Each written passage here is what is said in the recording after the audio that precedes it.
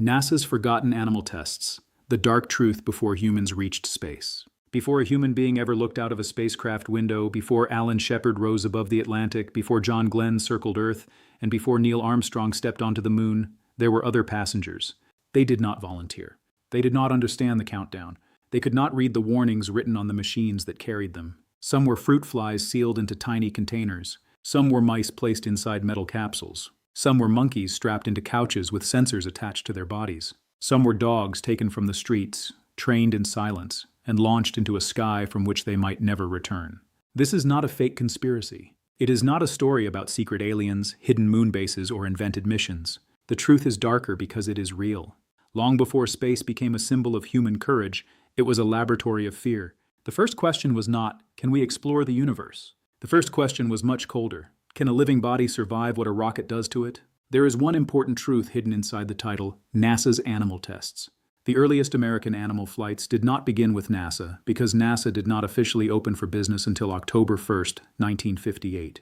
The first tests were run by military and aeromedical researchers using captured German V-2 rockets and later American missiles. NASA inherited that knowledge, that pressure, and eventually part of the same moral burden. The story begins after World War II, when rockets were no longer just weapons. They had become ladders. The V-2 rocket, built by Nazi Germany as a terror weapon, could climb higher than any aircraft. After the war, the United States brought V-2 technology to places like White Sands, New Mexico. Scientists looked at these machines and saw something terrifying and irresistible. If a rocket could go above the atmosphere, maybe one day it could carry a person, but no one knew what space would do to a living body. At the edge of space, the air becomes too thin to breathe. Pressure drops. Radiation increases. A launch can crush the body under several times its own weight. Then suddenly, weight disappears. Muscles, blood, balance, breathing, and the brain enter an environment the body never evolved to understand. Today, we know humans can survive weightlessness. In the 1940s and 1950s, that was not obvious. Scientists debated whether a person could swallow, think, breathe normally, or keep the heart working properly without gravity. So before governments risked pilots, they risked animals. The first living creatures intentionally sent into space were not monkeys or dogs. That is one of the biggest myths in space history. The first were fruit flies, launched by the United States aboard a V-2 rocket on February 20, 1947, mainly to study radiation at high altitude. They were recovered alive. Laika was not the first animal in space. She was the first animal to orbit Earth. Fruit flies could reveal radiation damage in living cells, but they could not answer the question that haunted the scientists. Could a mammal survive launch, high altitude, weightlessness, re-entry, and recovery? So the tests moved to monkeys. On June 11, 1948, a V-2 Blossom rocket launched from White Sands carrying Albert Refur's a rhesus monkey. NASA's own history notes that Albert the Furs became an unsung animal astronaut because there was little publicity and limited documentation. A year later, on June 14, 1949, Albert II reached an altitude of about 83 miles, crossing the commonly accepted boundary of space. But he died on impact when the recovery system failed. That was the pattern of the early years. Success in the air, death at the end. The rockets could climb, the instruments could record, but bringing the passenger back safely was another problem. A parachute had to open. The capsule had to be found, float, and keep its passenger alive. For the animals inside, each engineering detail was life or death. In December 1949, Albert IV flew attached to monitoring instruments. According to NASA's historical summary, the flight caused no ill effects until impact, when the monkey died. In 1950, an unanesthetized mouse was photographed during flight but did not survive impact. These were not heroic movie endings. They were experiments where partial success could still mean a dead animal in a shattered capsule. Then came a small sign of survival. On September 20, 1951, a monkey named Yorick and 11 mice were recovered after an Aerobee missile flight at Holloman Air Force Base. Yorick received press attention as the first monkey to live through a space-related flight. In 1952, two Philippine monkeys, Patricia and Mike, were launched to compare how body position changed the effects of rapid acceleration. It was cold, practical science. Which position was safer? How did acceleration act on the body? What happened when weight vanished for a few moments? These questions later helped shape human spacecraft couches and astronaut posture. But the knowledge came from creatures who had no idea why they were being lifted into the sky. Across the world, the Soviet Union was asking the same question under even greater secrecy and political pressure. The Soviet rocket teams wanted to design a cabin that could carry a human being into space. At first, Soviet researchers used mice, rats, and rabbits. Eventually, they chose dogs. NASA's historical account explains that dogs were considered less fidgety than monkeys, and female dogs were preferred partly because managing waste was easier inside small sealed containers. The Soviet dogs were often strays. They were small, hardy, used to cold, hunger, and stress. To engineers, that made them practical. To history, it makes the story more painful. These were not glamorous mascots born for glory. They were animals pulled from ordinary streets and trained for extraordinary danger. In 1951, Soviet dogs Dezik and Sigon became early canine suborbital astronauts and were recovered successfully. Other flights failed. Dogs died. Some names survived in the records. Others disappeared into technical summaries. The public saw progress. The laboratories saw bodies, telemetry, and risk. Then came Sputnik. On October 4, 1957, the Soviet Union launched Sputnik 1, the first artificial satellite. It shocked the United States. A metal sphere crossing the night sky became a political weapon. It proved Soviet rockets could reach space and perhaps anywhere. Only 1 month later, on November 3, 1957, the Soviets launched Sputnik 2 with Laika on board. Laika is often remembered as a heroic space dog. Stamps were printed. Stories were told. Children learned her name. But the real mission was brutal. There was no working plan to bring her home. NASA's Star Child page describes Laika as the first animal sent to orbit, and NASA's broader history states that there was no time to work out a re-entry strategy. She was placed inside a small pressurized cabin and launched into orbit knowing, at least from the human side of the mission, that she would not return. For years, the details of her death were unclear and sometimes misreported. Some accounts said she survived for days. Some suggested oxygen depletion or planned euthanasia. The more widely accepted historical account today is that she died only hours after launch, likely from overheating and stress after problems with the spacecraft's thermal control. The exact details took decades to become clear, and that uncertainty is part of the dark truth. Laika became a symbol before the world fully understood what had happened to her. Here is the myth versus fact. Myth: Laika was the first animal in space. Fact: fruit flies reached space in 1947. Monkeys flew before Laika. Laika was the first animal to orbit Earth. Myth: Laika came back safely. Fact: she never came back. Sputnik 2 burned up months later in Earth's atmosphere. Myth: these animal missions were meaningless cruelty. Fact: they produced biological and engineering data that governments believed was essential for human spaceflight. But that does not erase the ethical cost. Both things can be true at the same time. After Laika, the United States felt the pressure more sharply. Space was now a Cold War contest, and every launch had political meaning. In the American program, animals kept flying in tests publicized as brave steps toward human spaceflight, while failures were colder and quieter. In 1958, the Mouse and Able project began with small biological payloads inside Thor-Able reentry tests. NASA's history records that one mouse was lost when the rocket was destroyed after launch. Another, named Laika, endured extreme acceleration and 45 minutes of weightlessness before dying. A third mouse, Wilkie, was lost at sea after flight. In 1959, 14 mice died when a Jupiter rocket was destroyed after launch. Then came Gordo.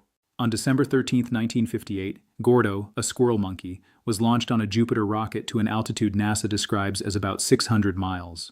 His biological signals suggested that a primate could survive the ride. From a data perspective, this mattered.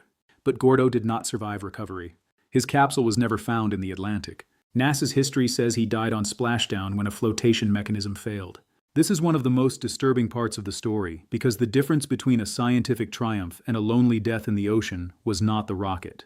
It was a flotation system, a small failure, a lost capsule, a dead monkey. The next year brought one of the most famous American animal successes.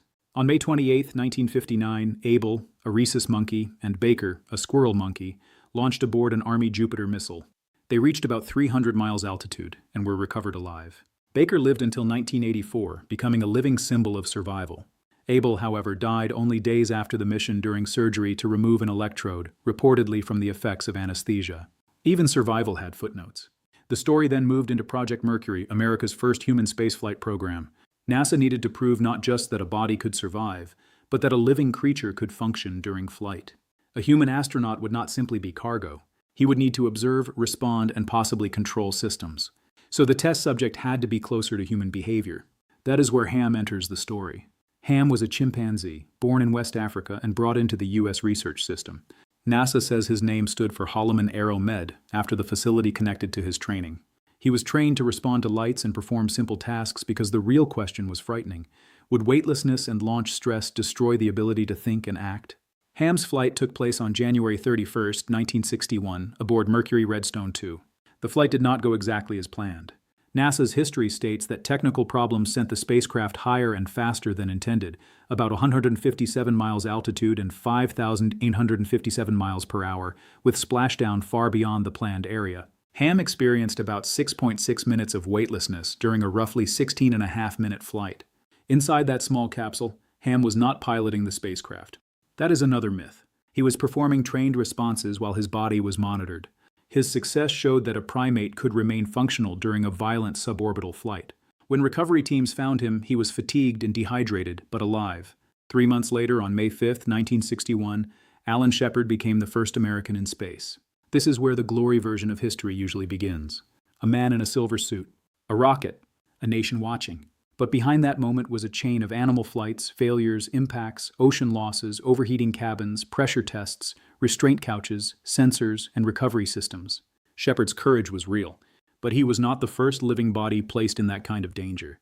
And Ham's story did not end with applause. After medical examination, he was later placed at the Washington Zoo, where NASA's history says he lived alone until 1980, before being moved to the North Carolina Zoological Park. He died in 1983. His skeleton was retained for examination, while other remains were buried in New Mexico. Even after death, the line between individual life and scientific specimen remained blurred. Then came Enos. By November 1961, the Soviets had already sent Yuri Gagarin into orbit and then German Titov. America had not yet orbited a human. NASA launched Enos, another chimpanzee, aboard Mercury Atlas V on November 29, 1961. The mission was supposed to test systems before John Glenn's orbital flight. Enos became the first chimpanzee to orbit Earth. But the mission was not smooth. NASA's history says technical difficulties, including a malfunctioning thruster, forced flight controllers to end the mission after 2 orbits instead of the planned 3. National Air and Space Museum accounts also describe a malfunction in a task system that shocked Enos even when he performed correctly. This is one of the ugliest details in the American story. A chimpanzee in orbit, sealed inside a spacecraft, doing what he had been trained to do and still being punished by a machine that was failing around him. Enos survived. His mission helped clear the path for John Glenn's orbital flight on February 20, 1962. But the emotional reality remains difficult to ignore. The system was testing whether humans could survive space, and in doing so, it placed another intelligent animal inside a dangerous machine where even correct behavior could bring pain. The darker side did not end once humans reached space. NASA's biosatellite program later sent biological payloads into orbit to study life in microgravity and radiation. Biosatellite III, launched in June 1969, carried a male pigtailed monkey named Bonnie on what was planned as a 30-day mission. After just under 9 days, the mission was ended because Bonnie's health was deteriorating. He died hours after recovery from a heart attack associated with dehydration. This was only weeks before Apollo 11 landed humans on the moon. That contrast is almost impossible to process. While the world prepared to celebrate humanity's greatest symbolic step, another animal test had ended in death. One story became a global triumph. The other became a footnote. The Soviet program had its own parallel path toward the moon. In 1968, Zond 5 carried biological specimens, including tortoises, around the moon and back to Earth. They survived, but NASA's historical summary notes the capsule followed a harsh ballistic re-entry that subjected the specimens to about 20 Gs. Zond 6, carrying a similar biological payload, suffered a loss of cabin atmosphere on the return flight, destroying the specimens. Before humans circled the moon, animals and other living organisms had already been sent through the danger first. So what was the real purpose of all this? It was not simply curiosity. It was fear under pressure. Scientists needed to know whether radiation would damage living tissue. They needed to know whether acceleration would cause fatal injury. They needed to test oxygen systems, pressure cabins, temperature control, restraints, parachutes, flotation devices, tracking networks, recovery ships, and medical monitoring. Every astronaut seat, every suit connector, every escape system, every life support checklist came from a world where failure was expected before success was trusted. But there was also politics. The United States and the Soviet Union were not only doing science, they were performing strength. Every launch announced national power. A recovered animal could prove readiness for human spaceflight. A dead animal could be reduced to technical lessons or hidden behind uncertainty. That is why this history feels so unsettling. The animals were not killed for no reason, but they were also not heroes in the way governments wanted the public to imagine. Heroism requires choice. These animals had none. They were chosen because they were small enough to fit, because their bodies could be monitored, and because losing them was considered more acceptable than losing a pilot. And that is the moral wound at the center of early spaceflight. Human beings reached space partly because other living creatures were sent first into conditions no one fully understood. Some came back, some died on impact, some were lost at sea, some overheated, some were destroyed in launch failures. Some survived the mission but died soon after from surgery, dehydration, or complications. Some became famous. Many became data. This does not mean the scientists were monsters. Many genuinely cared for the animals. The reality is more complicated than a simple villain story. These researchers worked in a world of Cold War urgency, limited technology, military pressure, and incomplete knowledge. But the animals still paid the price. Space history is often told as a march of genius. Sputnik, Gagarin, Shepard, Glenn, Apollo, the Moon. But beneath that timeline is another timeline. Fruit flies in a V2. Albert the Q dying on impact. Laika overheating in orbit. Gordo lost in the Atlantic. Abel surviving space but dying after surgery. Ham returning alive, tired and dehydrated. Enos orbiting Earth while a malfunctioning system punished him. Bonnie dying after a shortened orbital experiment. These names are not as famous as the astronauts. They do not appear in the same heroic posters, but they belong to the real story. The dark truth is not that space agencies secretly knew everything and lied about everything. The dark truth is that they did not know enough, and they went anyway. They turned living creatures into instruments because the race was moving faster than ethics could keep up. And when humans finally reached space, the world looked up and saw courage, science, and destiny. But behind that glory were cages, restraints, electrodes, sealed cabins, failed parachutes, overheated compartments, and silent passengers who never understood why the sky had opened beneath them. Space exploration was never only a story of discovery. It was also a story of fear, a story of sacrifice, a story of silence. And before mankind took its first small step into the stars, other lives had already been spent clearing the path.